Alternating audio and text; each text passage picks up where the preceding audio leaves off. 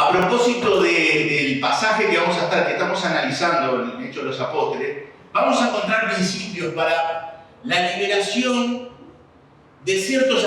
Vamos a enfocarnos a la madre, pero la liberación de ciertos conceptos y situaciones que salen de lo meloso, que lo tenemos que decir, lo tenemos que mencionar. Y vamos a usar el pasaje de Hechos 12.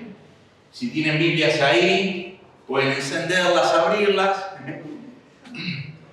Donde dice que por ese tiempo el rey Herodes Agripa comenzó a perseguir a algunos creyentes de la iglesia. Mandó matar a espada al apóstol Santiago, hermano de Juan. Cuando Herodes vio cuánto esto le agradó al pueblo judío, ¿sí?, también arrestó a Pedro.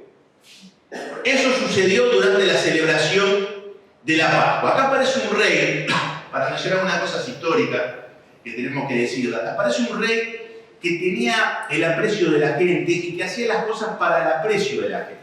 ¿Sí? No las hacía porque eran necesarias hacerlas, sino que funcionaban en reacción a cómo la gente respondía.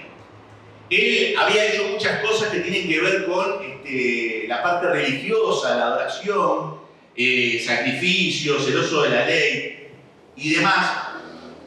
Y veía la respuesta. Entonces, como la gente respondía, favorablemente él avanzaba en lo que la gente respondía. Y acá en esta oportunidad, cuando matan a Jacobo, ¿sí?, que Jacobo es uno de los íntimos de Jesús, de ese grupo de 3. Jesús tenía 12, pero tenía 3. Estaban en un círculo íntimo que ellos estaban buscando en un momento la grandeza, y Jesús le dijo: mirá, conmigo la grandeza va por otro lado, no por las connotaciones de la sociedad, pero pueden beber la misma copa que yo bebo. ¿Pueden? Sí. Entonces le estaba diciendo Jesús que esa copa amarga que bebió él, que fue crucificado, le iba a pasar también a ellos, ¿no? Entonces pasó con Jacobo acá. Y al matar a Jacobo, vio la reacción de la gente. Y dice, como hemos leído en el texto, que la gente se agradó con esto. Porque había una cosa de tirantez con los judíos. El cristianismo estaba invadiendo y era una amenaza porque les estaba quitando ciertos rituales que se habían anclado, y así somos los seres humanos, nos anclamos en rituales, y si alguien nos quiere sacar de eso, nos enojamos y reaccionamos. Entonces acá pasó eso, y entonces arresta a Pedro, y tenía pensado hacer lo mismo con Pedro. Después dice, lo metió en la cárcel, dice el versículo 4, lo puso bajo la vigilancia de 4 escuadrones de 4 soldados cada uno. 16 soldados, cuidando a Pedro. Herodes tenía pensado llevar a Pedro a juicio público después de la Pascua. ¿Por qué? Porque en la fiesta religiosa no hay que hacer nada malo. Pasó con Jesús, cuando decidieron matarlo. Entonces vamos a hacerlo después. Mientras Pedro estaba ahí, dejando eso, la iglesia oraba fervientemente por él. Entonces, vean acá algunas cosas antes de ir a las aplicaciones prácticas. La oración de la iglesia por Pedro no tenía buenos antecedentes. Si vos estabas orando por Santiago y a Santiago lo matan a espada, entras a cuestionar tu vida de oración. ¿Por qué? Porque vos estás orando por algo y sucede lo contrario. Y cuando a alguien le pasa algo contrario a lo que pide, generalmente empieza a cuestionar no a Dios, sino si estaré orando bien, si lo hago con fe, si funciona, si no funciona. Pero la iglesia aceptaba ciertas cosas y dice que oraba fervientemente, porque a pesar de que los antecedentes no eran buenos, nosotros seguimos orando con la misma pasión como oramos por Santiago. ¿Sí? Ciertas circunstancias no ocurren de acuerdo a lo que nosotros queremos, pero en este caso vamos a estar orando igual con la misma pasión que cuando estamos haciéndolo por Santiago. ¿Por qué? Porque ellos creían que Dios era poderoso y a pesar de que habían matado a uno de sus principales líderes, seguían creyendo que Dios era poderoso. Una de las pruebas que tenemos en la fe no es que nos pasen cosas malas, es que cuando nos pasan cosas malas, ¿qué hacemos con lo que nos pasa? Porque seguimos nosotros confiando con la misma intensidad antes que nos pasara algo. Ese es el gran desafío. Y ellos cuando hablaban del poder de Dios, creían que Dios era poderoso, a pesar de que la circunstancia primaria no era la más acertada para orar con intensidad. Porque vos estás orando por uno y orás para que se sane, se muere. Cuando vas a orar por otro con la misma enfermedad que tenía el primero, y lo pensás 2 veces. ¿O no? Pero acá no. Oraban. Porque no es lo que nos pasa lo que determina el grado o la intensidad de nuestra fe, sino lo que determina la intensidad de nuestra fe es el Dios en quien creemos. ¿Se ve la diferencia? Y bueno, esto pasó con Jesús también. Cuando Jesús estaba orando, ahí en el huerto de Getsemaní, iba a ser crucificado, dice que oraba intensamente, lo mismo que acá en la iglesia primitiva, a pesar de que sabía que su destino iba a ser un destino que humanamente él no quería. Porque le dice, si es posible, pasa de mí esta copa. Ya, escucharon la oración de Jesús. La oración no es una tarea, tengo que orar. La oración, y vamos a hablar de eso, algunos domingos más, no es el escape para mi problema. Oren por mí para que se me vaya el problema. La oración es comunicarse con Dios para que Él actúe en función de lo que piensa realizar. Entendamos o no lo que hace o no hace. Yo oro igual, con la misma intensidad. Entonces, Santiago decía, otro Santiago, este es el hermanastro de Jesús, dice, la oración eficaz del justo puede mucho. En la semana de los devocionales uno me pregunta, dice, ¿cómo será esto de orar eficazmente? ¿No? Bueno, vamos a hablar más adelante, en otro capítulo. ¿Qué tiene que ver esto con el Día de la Madre? ¿Qué tiene que ver esto con el Día de la Madre? Una de las cosas que esto va para el Día de la Madre, pero también para nosotros, los varones, porque para los dos nos pasa lo mismo, es la dificultad que estamos teniendo hoy con el tema de la educación hacia los hijos. Tenemos invasiones de ideas que están afectando la manera en que yo estoy educando. Los principios bíblicos muchas veces no se logran aterrizar en la tierra y son menciones como, ¿vino como repite el loro? Que rica está la papa, mencionamos, todo el concreto que me fortalece, igual que el loro, ¿no? Pero no está incorporado el principio en un acto reflexivo para ver, bueno, qué es lo que tengo que hacer yo en esta situación. Y entran las obsesiones. La obsesión que tuvo Herodes por matar a Jacobo primero y después a Pedro, también está en las madres. Ideas obsesivas. ¿Sí? Ideas obsesivas que no están acorde a lo que Dios dice en su palabra y que queremos ayudar diciéndolas. Y en ese libro aparece algunas descripciones de estas cosas, que es el miedo que hay hoy en la maternidad y en la paternidad en el manejo de la autoridad. ¿Por qué es el miedo, que es lo que dice Barinco? ¿Por qué es el miedo? Porque hay mucha infección de lo que es la autoridad. Hay mucho cuestionamiento a la autoridad. ¿Ustedes vieron que en las manifestaciones felicitan a la autoridad? Gracias. ¿Ustedes vieron eso? Ustedes vieron, algunos me invitan, que yo voy a ver los marcianos. Entonces, como hay cuestionamiento, y como hay una mezcla de miedo e inseguridad en la crianza, ¿Qué es lo que hay que hacer? Le hablo así, le hablo así.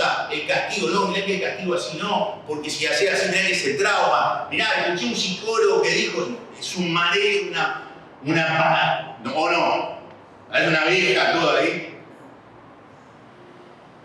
Entonces empezamos con las inseguridades y tenemos la tendencia permisiva hacia cosas en la educación para que no se traumen los hijos. ¿Sí? Ahora, mucha de la psicología que aparece de educación después se desdice de las cosas que dice. Había una psicología que decía, vos a tu hijo le tenés que dar libertad. Entonces, ¿cómo está manoseada esa palabra hoy? Vos tenés que darle libertad, y si tu hijo está rompiendo un juguete, tenés que darle libertad. ¿O no? Tenés que darle libertad. Entonces, vos escuchás, ¿sí? Y vos, ¿qué es la libertad? ¿Qué son los límites? Mirá, se va a traumar. Entonces aparece ese miedo donde los roles tradicionales de la familia están puestos como dinosaurios en el presente y se analiza el pasado con una mirada ridiculizando algunas cosas del pasado para darle un fuerte impacto en el presente totalmente contrario a lo que se hacía en el pasado. Estoy muy complicado, ¿no? Entonces, el miedo a ser padre, el miedo a ser madre, el miedo a poner con límite, el miedo a si yo lo condiciono con esta, lo estoy condicionando a una decisión. Entonces está, por un lado, la permisividad, por otro lado, la sobreprotección. Entonces hoy vamos a hablar de la libertad de la madre, ¿sí? Como Pedro de esa cadena. Que hay que encontrar qué es lo que tenemos que hacer, ¿sí? Entonces, algunos profesionales hablan de la facilidad de ceder para que no hagan berrinches. Entonces, no vamos a hablar de eso, pero alguna mención se le da un celular, una tablet, en edades donde no pueden estar expuestos a todo eso, para que no hagan berrinches. ¿Sí?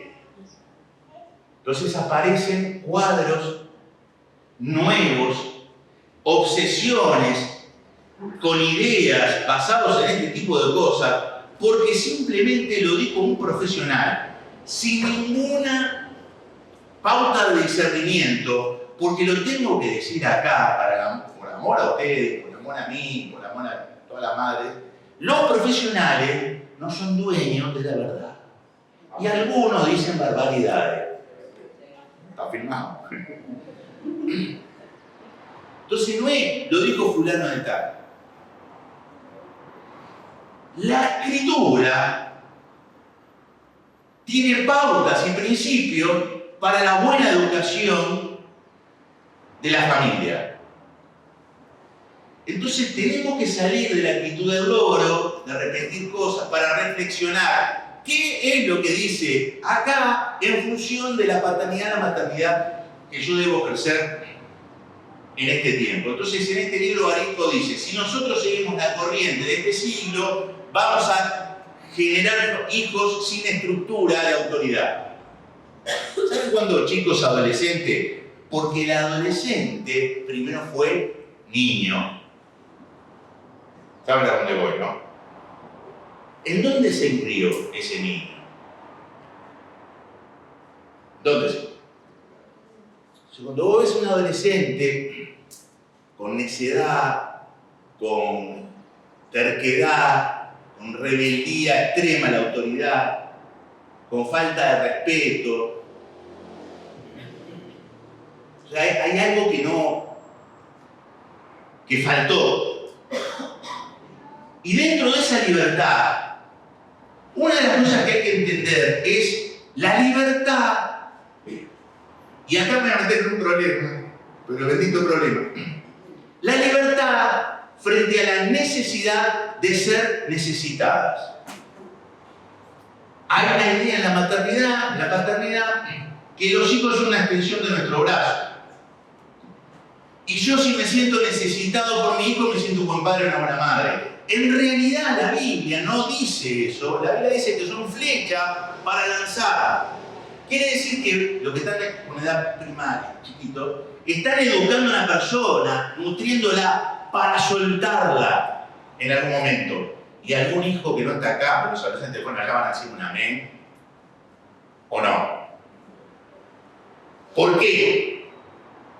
Esa necesidad de ser necesitado es una enfermedad y una no comprensión de lo que es una maternidad sana.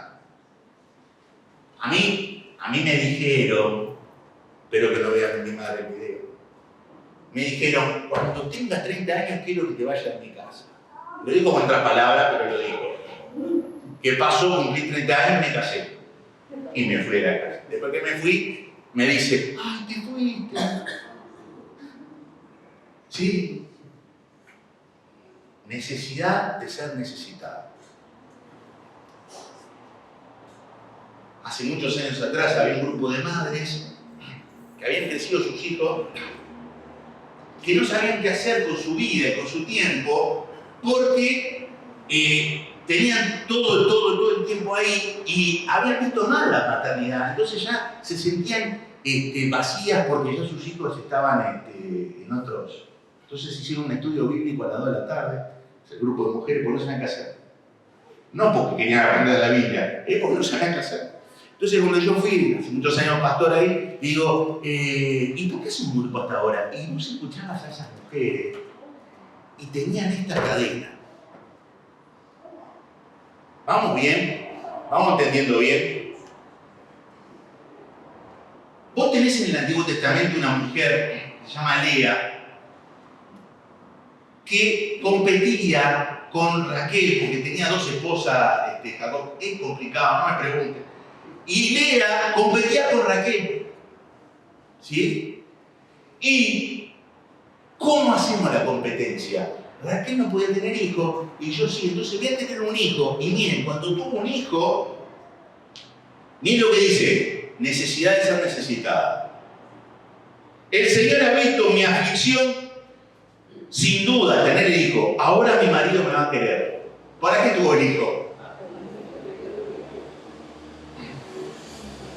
Bueno, Herodes pensaba igual, pero matando gente. Yo voy a matar a este, el pueblo me quiere, entonces voy a matar al otro. Una obsesión. Entonces acá, en el Día de la Madre, más allá de las flores, los bombones y todo eso, hoy nos vamos a juntar en familia, ¿sí? Tenemos que analizar el concepto del amor que tenemos incorporado. ¿Sí? Tenemos que analizar las estrategias que usamos en nuestra educación hacia nuestros hijos. Tenemos que hacer un análisis, yo tengo que hacer un análisis, y para encaminar la cosa en medio de esta babel de ideas, por lo que dice la Escritura. ¿Sí? ¿Está bueno el desafío? ¿Algún amén por ahí? ¿No? Entonces, ¿qué pasa? Cuando hay competencia, Raquel y Lea, aparece la envidia. Cuando hay favoritismos, aparece la envidia. ¿Sí? Me preguntaron esta semana, yo tengo un hermano, ¿vos eras el hijo favorito? Me preguntaron esa pregunta, bien sana. ¿Qué es el hijo favorito, el hijo no favorito? Bueno, en esta competencia aparece la envidia. Y yo sé que soy pastor, pero hay una serie que la recomiendo, que se llama Envidiosa. Usted dice un pastor recomendar una serie de televisión. Bueno, perdónenme, nadie es perfecto. Estaba viendo con mi señora y digo, tenemos que ver esto porque acá aparece todo esto. La necesidad de ser necesitada, tener familia para sentirse completo, sentirse más porque el otro tiene y yo no tengo, todo aparece ahí. Hay algunas escenas que cámbielo, hermano, pero aparece todo ahí. La envidia, como una emoción que la tenemos y que aparece cuando hay situaciones complicadas. Entonces, Lea, vos no sos feliz porque tenés un marido e hijos. A ver si lo entendés. La Biblia te dice que vos no sos feliz, no te casás y tener hijos para ser feliz. El estado familiar no es para ser feliz. ¿Estamos acá? El estado familiar es para desarrollarme. ¿Y para qué estoy casado? Para ser más santo y mejor persona. No para ser feliz. Porque si vos tenés hijos para ser feliz, está mal encaminada la educación. Dijimos recién que son flechas para lanzar. Había una chica que tiene un estado de WhatsApp que me encantó, que dice, suelta y confía. Algún momento hay que soltar. A mí me soltaron, como ya conté recién, a los 30 te vas de acá. No había un revólver, pero... Ahora, tampoco soy infeliz si yo no puedo tener, ya estábamos hablando con una persona, si yo no puedo tener los hijos, la cantidad de hijos que puedo tener, si yo no puedo tener el marido como tiene el vecino, perdón, la vecina, la modernidad. No. La felicidad, según la Biblia, es un estado de realización en Cristo Jesús. No porque te casaste. Entonces, cuando vos vas creciendo, las hermanas amorosas de la iglesia te van diciendo, ¿para cuándo? Y vos te pones de novio, ¿o no? A mí me pasó. Tenía 18 años, ya me quería casar. 18, 19, 20, 22, todas las hermanas al finalizar la reunión, ¿y para cuándo, Luis? Porque claro, no puede ser feliz en esa situación. Tiene que casarse, tener hijos para ser feliz. Grave error. Para desarrollar, para ser mejor persona, más santo, para servir, ese es el matrimonio. Segunda lección que aprendemos con este pasaje, que también tiene que ver con la maternidad. Hoy tenemos serios problemas por el estrés, por las preocupaciones que tenemos hacia los hijos. ¿Sí? Hay muchas amenazas, hay muchas cosas, y hay muchas madres y padres también que viven en un mar de consumo de cosas para poder conciliar el sueño. Si bien el estrés es un factor físico, químico y emocional, parte el problema de dormir de una preocupación extrema por ideas que tengo en mi cabeza que no puedo sacármelas, de miedos que tengo por cosas que están pasando con mis hijos, no veo la salida a eso. Entonces viene una ansiedad extrema y vos no podés dormir. ¿Sí? Ahora, lo que me encanta de Pedro, ¿qué tiene que ver Pedro en la cárcel con dormir? ¿Sí? Porque Pedro estaba esperando que lo mataran después de la Pascua. Tenía 16 soldados que lo cuidaban en cadena, puertas de hierro abierto, y Pedro dice que a la noche durmió. Bien, durmió. Si yo fuera Pedro, si vos sos Pedro, ¿qué haces? ¿Vos podés dormir? Al otro día tenés que estar al Entonces empiezan las preguntas cuando vos te vas a vacunar. ¿Duele, no duele? Y duele la espada en la garganta. Pero Pedro durmió. ¿Qué pasa con una persona que puede conciliar el sueño en un momento de extrema preocupación? Bueno, nosotros decimos, la Biblia dice que si vos concentrás tu proceso de pensamiento en el carácter de Dios, Salmo 4, vas a dormir. Porque es lo que habita en tu cabeza lo que te impide dormir. Entonces, en lugar que dejes que habite en tu cabeza cosas que vos no podés resolver, deja que habite en tu cabeza el carácter que Dios es bueno y me cuida y está conmigo y va a hacer algo. Y a pesar de que por ahora no veo una salida con mis hijos, bueno, yo creo que Dios es fiel a su palabra y todo lo que lo enseñé en Cristo Jesús va a dar fruto a su tiempo. ¿O no creemos eso? Y Pedro, cuando escribe la epístola, porque salió de la cárcel, Dice, echen sobre el Señor sus mochilas de ansiedad, porque Él cuida de ustedes. ¿Sobre quién hay que echar la mochila de ansiedad? Sobre el Señor. Hay que aprender a confiar en el Señor en la maternidad. Hay que aprender a creer las promesas del Señor en la enseñanza familiar. Hay que aprender a creer que la palabra de Dios no vuelve vacía.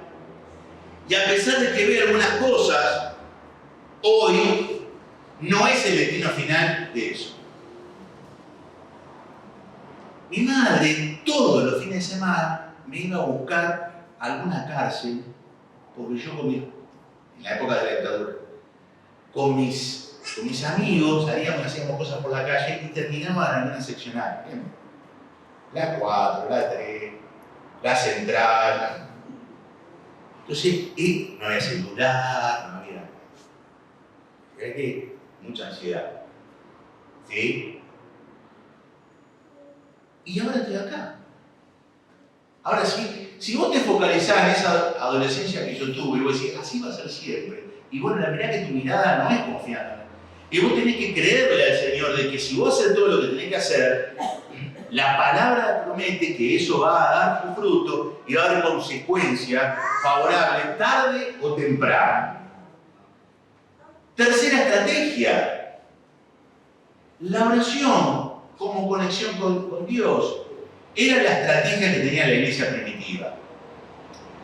Tenemos muchos gigantes internos, tenemos muchos pensamientos tóxicos que nos están invadiendo y que eso debe ser drenado en una vida de oración y deben ser canalizados todos tus miedos y tus cosas que tenés ahora al Señor. El Señor dice, basta cada día que... Y vos, una madre preocupada, porque sí, madres así, que estaban preocupadas, y los hijos tenían 7, 8 años, y decía, ¿de qué estás preocupada? No sé qué va a ser mi hija cuando tenga 15. Y estaba preocupada cuando tenga 15. Pero tiene 8. Sí, pero cuando tenga 15 va a ser una fiera, por eso sabés lo que empezamos. Basta cada día. Hoy, la oración es un camino para pedirle a Dios cosas que me alivianen la vida, no para que Dios haga su voluntad, que no es siempre lo que yo quiero. Hay problemas que Dios les permite para que maduren tus hijos. A veces hablando con mi señora, conozco a algunos chicos que ya están en una adolescencia y todo lo demás, y los padres no se dan cuenta en su momento que la facilidad que tuvieron los hizo desvalorizar el sacrificio, como habló Leandro, del trabajo, y hoy por hoy no son muy responsables. El problema no es un problema, sino que es una oportunidad para que crezcan los hijos. No pidas que te saque todo el tiempo los problemas. Señor, en esta situación de problemas que estamos viviendo, que podamos aprender a confiar, que nos dé una salida. No pidas siempre salir de ese problema. Porque tiene angustia, porque está preocupada mi hija, mi hijo, porque tiene exámenes. Yo veo a mi hijo todo el día estudiando, tiene exámenes, pobrecito, pobrecita. No, dejá que sí. Eso. Para que aprenda. ¿Cómo va a aprender? Imagínate una vida sin problema. Qué aburrido que es. Por eso que en Europa envían a la Argentina. ¿O no? Porque Argentina... Quiere decir que no se aburre. Yo tengo un grupo de la infancia, que uno está en España, otros están en Uruguay, yo nací, y me dicen a mí, tengo un apodo que casi se me escapa, no lo voy a mencionar, porque no puedo delatar ese apodo. ¿Cómo es ahí en la Argentina? Entonces le cuento, ahí nadie se aburre, ¿no?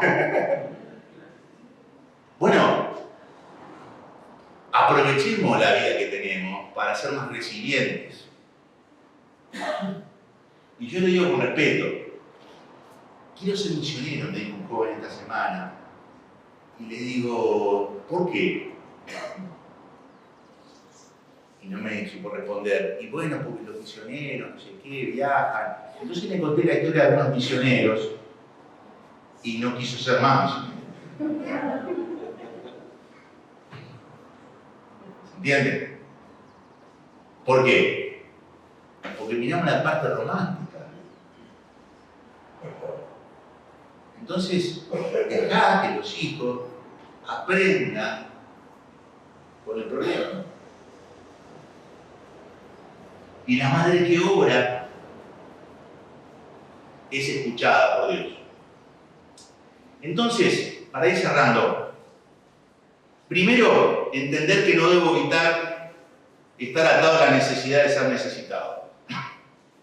Segundo, debo captar que me debo enfocar en la bondad de Dios y no en los problemas y las preocupaciones que tengo. Y tercero, debo orar al Señor eficazmente para que obre en mi familia. ¿Y qué pasó con Pedro? La noche antes de ser sometido a juicio, Pedro dormía, sujetado con 2 cadenas entre 2 soldados. Otros hacían guardia junto a la puerta. Y acá tengo subrayado el versículo 7. De repente, una luz intensa iluminó la celda y un ángel del Señor se puso frente a Pedro. El ángel lo golpeó en el costado para despertarlo. Si estará durmiendo Pedro. No se tomó melatón ni nada de eso. Durmió en Cristo. Y le tocó el ángel. Dale, Pedro. Levantate. Cuando le dijo levantate, las cadenas cayeron de su muñeca. Es tremendo lo que estamos leyendo. ¿Usted es consciente de lo que estamos leyendo? Las cadenas. Y le dijo, vestite y ponete tus sandalias. Pedro lo hizo y pensó que estaba dormido, porque tenemos pesadillas. El otro día soñé que salvaba a Uruguay en la selección uruguaya. Me desperté y dije, sí, evidentemente no sueño. Y Pedro dice, sí, está todo durmiendo. Y se puso, y Pedro salió de la celda y siguió al ángel, pero todo el tiempo pensaba que era una visión, estoy medio dormido. No se daba cuenta que lo que estaba sucediendo de verdad. Pasaron el primer puesto de guardia, luego el segundo, llegaron a la puerta de hierro que lleva a la ciudad, y esta puerta se abrió por sí sola frente a ellos. Dios no puede abrir puertas para nuestra familia. De esta manera cruzaron la puerta y empezaron a caminar por la calle y el ángel lo dejó. Ahora, ¿qué pasa acá? No cree Pedro que le estaba pasando eso, porque es demasiado fantasioso. Y sigue al ángel pensando que está viendo una visión. ¿Y qué pasa? Y después se encuentra en la calle, libre. La pregunta que uno se pregunta es ¿por qué Jacobo no le pasó eso y Pedro le pasa eso? No sé. Lo que sí sé es que no podemos sacar conclusiones apresuradas frente a eventos que tenemos en un momento. Sea que vivamos o que muramos, somos del Señor. Y no hay que sentirse ineficaz porque Jacobo no salió de la cárcel y murió y Pedro sí salió de la cárcel. Pero si escuchas realmente al Señor tu Dios, escuchar es, voy a ver qué me dice para hacer. Y cumple fielmente lo que lees en su palabra, dice Deuteronomio. Dios te pondrá por encima de todas las naciones de la tierra. Si obedeces al Señor tu Dios, las bendiciones van a venir sobre tu vida. Jesús aprendió a ser obediente, dice Hebreos. Entonces hay que seguir las instrucciones. No hay puertas inexpugnables, no hay parálisis que nos puedan detener, no hay cadenas que nos puedan atar. La verdad es más fuerte que cualquier cosa. Llegaron a la puerta de hierro y la puerta se abrió. Tengo más cosas para decir porque estoy en el minuto final, porque quiero hablar un poco de esto. Algunas madres en la Biblia, algunas mujeres en la Biblia. Y cerramos. La mujer que deposita mucho peso en el varón para su felicidad. Y Una se casó 5 veces porque el hombre no le puede dar eso.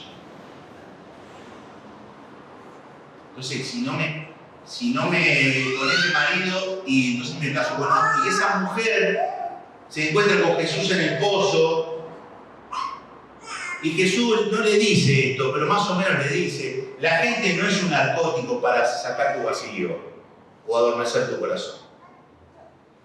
La gente está ahí a tu lado, marido, hijo, esposa, para que vos la puedas amar y puedas, desde tu realización en Cristo, llevar influencia a esa persona. Cuidado con la dependencia obsesiva hacia otra persona en tu familia. Hablando con una mujer que se quedó viuda, le dice: mi marido hacía todo, yo soy una inútil. No, le digo, dejaste eso en tu vida y ahora tenés que aprender a hacer eso sin tu esposo. Otra mujer hacía 18 años que estaba enferma, encorvada, no podía enderezarse. Jesús la vio en la sinagoga. ¿Y saben lo que le dice Jesús? Mujer, eres libre. Palabra de Jesús. Mujer, eres libre. Y esta mujer cree, se levanta y camina. Entonces acá habremos visto que hace algo que antes no podía hacer, que hay una sonrisa que antes no tenía, que hay un caminar que antes no lo podía realizar. Simplemente esas cadenas, como Pedro, se cayeron, las puertas se abrieron y la mujer por primera vez caminó en libertad. Cristo rompe las cadenas. No necesito una familia para ser feliz, no necesito un marido para ser feliz. Yo con Cristo puedo ser feliz. Todo lo demás es un espacio para que me ayuden a ser mejor y para que yo ayude a que sea mejor.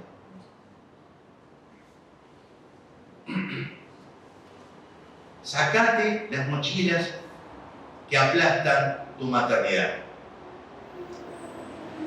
Para que entre aire nuevo en tu vida, tenés que sacar el viejo. ¿Y qué es el viejo? Son las ideas que encadenan a una madre en las ideas de la sociedad que nos están queriendo inculcar formas de actuar que son contrarias a la palabra y que producen más esclavitud que antes. Entonces tenemos miedo de nuestros hijos, entonces no sabemos cómo caminarlos en las cosas que corresponden, entonces no sabemos qué límites imponerle y no ponerle, entonces no tengo miedo a ser autoritaria, tengo miedo, todas esas cosas que están ahí. Uno tiene que ser libre de eso y decir, bueno, yo soy de acá la autoridad y con el amor y con los límites y con la buena y el ejemplo, esto se va a caminar, no importa el contexto que hay, esto se va a caminar. ¿Sí? ¿Quién dice amén? Mujer, eres libre. Y la palabra genera realidad. Esto no es una cosa mágica. Yo digo una cosa y se va a suceder, pero la palabra genera realidad. ¿Por qué? Las cosas que no se dicen generan cosas. Si yo no le digo cosas a mi esposa y a mis hijos, estoy generando cosas en ellos por no decirlo. ¿Se va entendiendo? Y si yo digo cosas a mis hijos, genero realidades en ellos para un lado o para el otro. Las palabras generan realidad. ¿Qué palabras salen de tu boca frente a los desafíos que tus hijos van a enfrentar, frente a los miedos que tienen, frente a las cosas que tienen que encaminarse, los problemas en el colegio, las dificultades? ¿Qué palabras salen de tu boca para generar realidad en esos corazones? Bueno, sos responsables de eso. No le echemos la culpa al gobierno, ni a la educación, ni a la escuela donde van. Todo eso es parte, pero la casa genera realidad. ¿Amén? Gracias, Señor, por tu palabra que esta mañana oramos para que se haga carne. Celebramos en este Día de la Madre, agradecidos por las que la tenemos, aquellos que no la tienen en vida, recordándola seguramente en este día, por lo que dejaron. Y oramos para que el legado que se está sembrando en este presente, las madres que están en este lugar, sin importar la edad que tengan frente a sus hijos, despertemos a un nuevo concepto de la maternidad. Una maternidad cristocéntrica. Donde Cristo sea el que pauta cosas. Y donde todo lo que nos rodea, que no está en función de lo que Cristo dice, lo vamos a desechar, porque no es productivo, no es sano. El hombre no tiene más sabiduría que Dios. Ayudarnos a ser libres de esas cadenas mentales que están oprimiendo a muchos de nosotros por miedos, por preocupaciones, hasta no nos dejan dormir. Oramos en el nombre de Jesús para que haya libertad.